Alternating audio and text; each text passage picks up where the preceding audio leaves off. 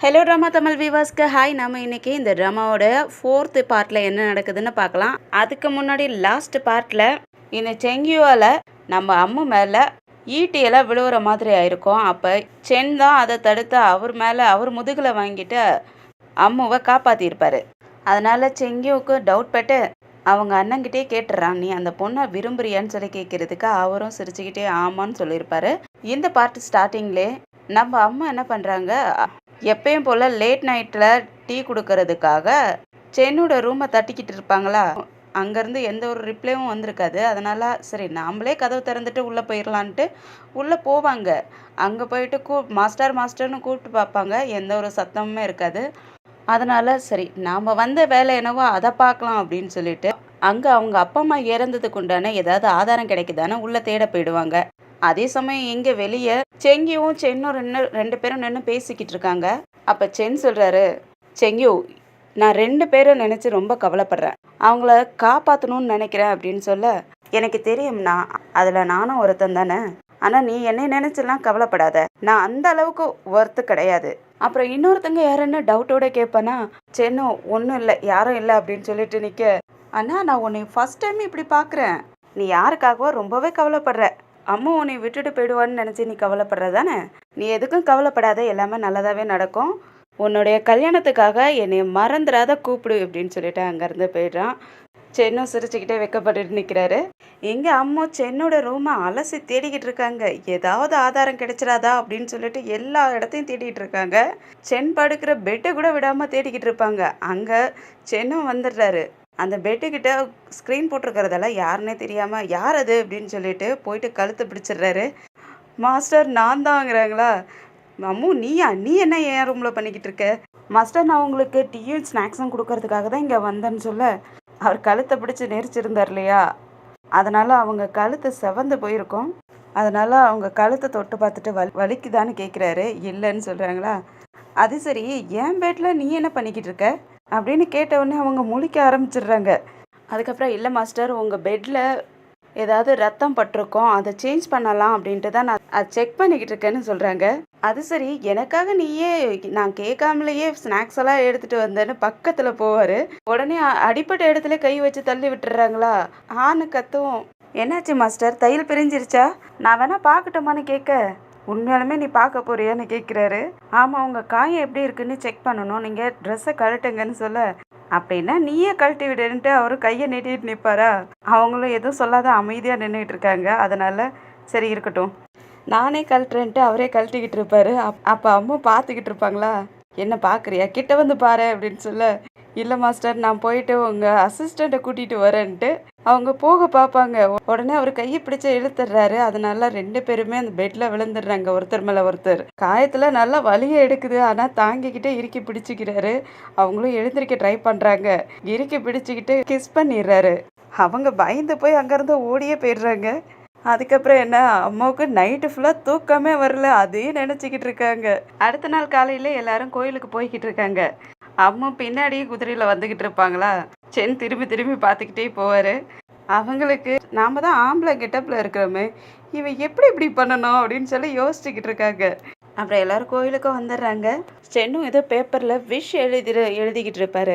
அப்போ அசிஸ்டன்ட் கூட ஒரு சின்ன பையன் இருந்தான் இல்லையா, அவன் கேட்குறான், நம்ம மாஸ்டர் என்ன விஷ் கேட்டு எழுதிக்கிட்டு இருக்காரு, ஒரு வேளை மேரேஜ் ஆகணுங்கிறதுக்காக எழுதிக்கிட்டு இருக்காரோ அப்படின்னு கேட்க, அசிஸ்டன்ட் முறைச்சி பார்க்குறானா. உடனே வாயை மூடிக்கிட்டு நின்றுடுறான். சென்னும் அம்மாவுக்கும் அவருக்கும் கல்யாணம் ஆகுமான்னு கேட்கறதுக்காக தான் அவர் எழுதியிருப்பார் போல இருக்கு. அங்கே ஒரு டப்பாவில் நிறைய விசேஷம்லாம் எழுதி போட்டு வச்சுருப்பாங்க, அதில் குறிப்பாக்கலாம் அப்படின்ட்டு அதை எடுத்து பார்க்குறாரு. அதில் ஒரு குச்சியில் அதுக்குண்டான பலனும் காட்டுது. அதை எடுத்து பார்த்துட்டு அம்மாவையும் பார்க்குறாரு. அப்படியே வீட்டுக்கு வந்துட்டு அவர் விஷ் எழுதியிருந்தார் இல்லையா, அதை கொண்டு வந்து கேண்டலுக்கு அடியில் வைக்கிறாரு. அப்போ அசிஸ்டன்ட் வந்துட்டு, மாஸ்டர் நம்ம அம்மு கொஞ்ச நாளாகவே ஏதோ யோசிச்சுக்கிட்டு இருக்கா, ரொம்ப விசித்திரமாக நடந்துக்கிறா, ஏன் எதனால், அவள் நிறையவே யோசிக்கிறா, அவன் மைண்டில் என்ன யோசிக்கிறானே நமக்கு புரிய மாட்டேங்குது, அந்த அளவுக்கு நடந்துக்கிட்டு இருக்கான்னு சொல்ல, அப்போ சென்காக அம்மா சூப் எடுத்துக்கிட்டு வருவாங்களா, இவங்க 2 பேரும் பேசிக்கிட்டு இருக்கிறத வெளியே நின்று கேட்டுக்கிட்டு இருக்காங்க. அப்போ சென் அசிஸ்டண்ட் கிட்ட கேட்குறாரு, உனக்கு சாங்கை பற்றி உனக்கு தெரியுமா. தெரியும் மாஸ்டர், அவங்க ஃபேமிலி ஃப்ரெண்டு தானே, ஒரு டாக்டர், உங்கள் அப்பாவுக்கு ரொம்ப நெருங்கின ஃப்ரெண்டு. ஆமாம், ஆனால் ஏன்னு தெரியல எங்கள் அப்பா அவருடைய ஃப்ரெண்டை கொன்று இருப்பாரா? அன்னைக்கு ரொம்ப மழை பெஞ்சிக்கிட்டு இருந்துச்சு. நான் அன்னைக்கு நைட்டு நல்லா தூங்கிக்கிட்டு இருக்கக்குள்ள ஒரு கனவு கண்டு எழுந்திருச்சேன். அப்போ எங்கள் அம்மா கிட்ட அதை பற்றி சொல்லிக்கிட்டு இருந்தேன். அப்போ நல்லா மழை பெஞ்சிக்கிட்டு இருந்ததால் அந்த மழையை பார்க்கறதுக்காக நான் வெளியே வந்து நின்றுக்கிட்டு இருந்தேன். எங்கள் அப்பா அந்த நைட்டில் திரும்ப வீட்டுக்கு வந்தார். அந்த சமயம் அவருடைய வால் ஃபுல்லாக ரத்தமாக இருந்துச்சு. அந்த வால்ல இருந்து விழுகிற ரத்தம் கீழே மழை தண்ணி ஃபுல்லாக ரத்தமாகவே தெரிய ஆரம்பிச்சிருச்சு. அதை எல்லாத்தையும் எங்கள் அண்ணனும் பார்த்துருக்கான். அந்த ஷென்காங்க எங்கள் அப்பா தான் கொன்று இருக்காரு அப்படின்ட்டு அழுதுகிட்டே சொல்லிக்கிட்டு இருப்பாரா. இங்கே வெளியே நின்று அம்முதா கேட்டுக்கிட்டே இருந்தாங்கல்ல, அவங்க கொண்டு வந்த சூப்பை அங்கே கீழே வச்சுட்டு அங்கேருந்து ஓடி போயிடுறாங்க. அப்போ அசிஸ்டண்ட் கேட்குறான், இதுக்கும் அம்மாவுக்கும் என்ன சம்மந்தம்? அம்மு ஷென்காங்குடைய மக. அதே சமயம் வெளியே ஓடியாந்த அம்மு செம்ம கோவத்தோடு ப்ராக்டிஸ் பண்ணிக்கிட்டு இருக்காங்க. அசிஸ்டண்ட்டும் அதை மறைஞ்சு நின்று பார்த்துக்கிட்டு இருக்கான். அப்போ நினச்சி பார்க்குறான் உள்ளே என்ன நடந்திருக்கும்னா, இந்த விஷயம் தெரிஞ்ச அசிஸ்டண்ட்டும் அப்போனா அவள் நம்மளை ரிவெஞ்ச் எடுக்கிறதுக்காக தான் இங்கே வந்திருக்காளா? அவளை நாம் இவ்வளோ தூரம் விட்டு வச்சுருக்கோம், அவள் நம்மளை எல்லாத்தையும் கொன்னுடுவா, இதுக்கு மேலே அவளை இங்கே விட்டு வைக்கக்கூடாது, அவளை நான் கொன்னுடுறேன்னு சொல்ல அதுக்கு சென் சொல்கிறாரு, அவளுக்கு எதுவும் ஆகக்கூடாது, அவள் ரிவெஞ்ச் எடுக்கிறதுக்காக தான் வந்திருக்கா, அவள் பண்ணுறது சரி தானே, எங்கள் அப்பா அவங்க அப்பாவை கொன்னுட்டாரு, அப்போ அவள் ரிவெஞ்ச் எடுக்கிறதுல என்ன தப்பு இருக்குது? அவள் எதுவும் பண்ணணும்னு நினச்சா அவள் என்னையே தான் பண்ணுவாள். அதனால் நீ எதுவும் அவளை எந்த டிஸ்டர்பும் பண்ணக்கூடாது, அவளுக்கு ஒன்றால் எந்த ஒரு ஆபத்தும் வரக்கூடாதுன்னு சொல்லி ப்ராமிஸ் வாங்கிக்கிறாரு. அதெல்லாம் நினச்சி பார்த்துக்கிட்டே அந்த அசிஸ்டண்ட்டும் அங்கே ஒளிஞ்சிருந்து பார்த்துக்கிட்டு இருக்கான். உடனே ப்ராக்டிஸ் பண்ணிக்கிட்டு இருந்த அம்மாவும் கோவத்தோடு சென்னோட ரூமுக்கு வராங்க. சென்னு கூப்பிட்டுக்கிட்டே வராங்க. அவரும் மெதுவாக வந்துட்டு, என்னாச்சு அம்மு, என்ன உனக்கு பசிக்குதா இல்லை தூக்கம் வரலையா, என்னாச்சு, ஏன் இந்த நேரத்தில் இங்கே வந்திருக்குன்னு சொல்லி பாசமாக கேட்பாரா. அவர் பாசமாக கேட்ட உடனே உங்கள் மனசு கொஞ்சம் ரொம்ப இறங்கி போயிடுது. உடனே நான் உங்கள்கிட்ட ஒரு கொஸ்டின் கேட்கணும், நான் யாருங்கிறது உங்களுக்கு தெரியுமான்னு கேட்க, நீ ஒரு பொண்ணு தானே, நீ ஏமாற்றி தான் உள்ளே வந்திருக்கேன்னு எனக்கும் தெரியும், என்னோட அசிஸ்டண்ட்டுக்கும் தெரியுமே. அப்போனா அன்னைக்கு நான் குளிக்கிறப்ப அந்த சாம்பிராணியில் ஏதோ ஒரு மருந்து கலந்துருந்துச்சு, அது நான் குளிக்கிறப்ப இந்த சாம்பிராணியில் மயக்க மருந்து வந்து நான் மயக்கம் போட்டு விழுந்துட்டேனே, அப்போ தான் நீங்கள் கண்டுபிடிச்சிங்களா? இல்லை, நீ ஒரு பொண்ணுங்கிறது என்னுடைய அசிஸ்டண்ட்டு தான் சொன்னான். அப்படின்னா நான் இன்னொரு கொஸ்டினும் கேட்கணும்னு கேட்குறாங்க. என்ன கொஸ்டின் கேளுன்னு சொல்லி கேட்குறதுக்கு அன்னைக்கு நாம் அப்படின்ட்டு இழுப்பாங்களா. உடனே சென் பதட்டம் ஆயிடுறாரு. அச்சோ நம்ம கிஸ் பண்ண அதை பற்றி தான் கேட்க போகிறாளாட்டுக்குன்ட்டு, அன்னைக்கு ஏதோ நான் மருந்தோட மயக்கத்தில் இருந்தேன், எனக்கு அடிபட்டுருந்துச்சுல்ல, அதனால் அப்படி பண்ணிட்டேன், அதனால் ப்ளீஸ் அம்மு என் மேலே கோவப்படாதுன்னு கேட்டுக்கிட்டு இருக்காரு. அவங்களும் கையை வேகமாக தட்டி விட்டுட்டு அங்கேருந்து போயிடுறாங்க. அம்மு போனதுக்கப்புறம் அவர் அந்த கேண்டில் கடியில் ஒரு விஷ் கேட்டு எழுதியிருந்தார் இல்லையா, அந்த விஷ் எடுத்து படித்து பார்க்குறாரு. அதில் என்னென்னா, ஆக்சுவலாக இவங்க கல்யாணத்துக்காக கேட்டிருப்பாருன்னு நினச்சேன், ஆனால் உண்மையிலுமே அவர் என்ன கேட்டிருக்காருன்னா, அம்மு நானும் எப்போவுமே லவ் பண்ணிக்கக்கூடாதுன்னு சொல்லி கேட்டிருக்காரு. அதனால் அந்த விஷை பார்த்துக்கிட்டே ஃபீல் பண்ணி எழுதிக்கிட்டு இருப்பாரு. இங்கே அம்மு ஒரு மூலையில் உட்காந்து யோசிச்சுக்கிட்டு இருக்காங்க. அப்போ இவனுக்கு நாம் ஒரு பொண்ணுங்கிறது தெரிஞ்சிருக்கு, அதனால தான் நம்மளை கிஸ் பண்ணியிருக்கான். ஆனால் இவங்க அப்பா என்னோட அப்பாவை கொன்னுட்டாரு, அதனால் நான் கண்டிப்பாக ரிவெஞ்ச் எடுத்தே ஆகணும், நாம் ஏன் இவனை யூஸ் பண்ணிக்கக்கூடாது, என்னோட அப்பா அம்மாவை கொன்னதுக்காக நான் இவனை யூஸ் பண்ணிக்கணும்ன்ட்டு யோசிச்சுக்கிட்டு இருக்காங்க. அப்படியே காலையிலே ஆகுது. திரும்பவும் அம்மா ஒரு இடத்துல உட்காந்து யோசிச்சுக்கிட்டு இருக்காங்க. அவங்க சின்ன பிள்ளையாக இருக்கக்குள்ள அவங்க அப்பா கூட எவ்வளோ ஹாப்பியாக விளையாண்டு சிரிச்சுக்கிட்டு இருந்திருக்காங்க, அதெல்லாம் நினச்சி பார்த்துக்கிட்டு சோகமாக இருக்கக்குள்ள அங்கே உள்ள வேலைக்கார பொண்ணுங்கள்லாம் வந்துட்டு, அம்மு நீயும் வா, நாங்கள் பட்டை விட போகிறோன்னு சொல்லி கூப்பிடுறாங்க.